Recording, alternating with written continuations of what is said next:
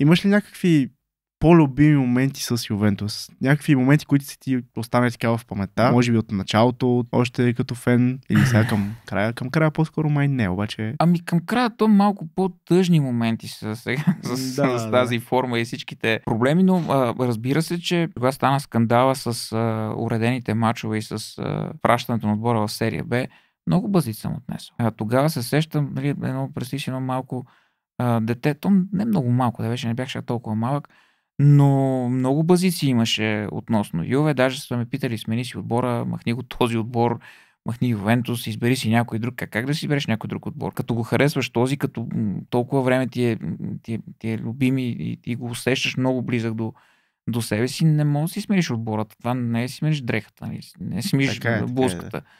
Изцапал си, аре скъсала се, ми супер си облека, но не става. И ми беше страшен кеф, когато Юве се върна. Тогава Божинов помогна. Валери Божинов, тази футболна легенда, той също беше в Юве точно в този период, заедно с куп други футболисти, които останаха. И имаше и такива, които разбира се напуснаха.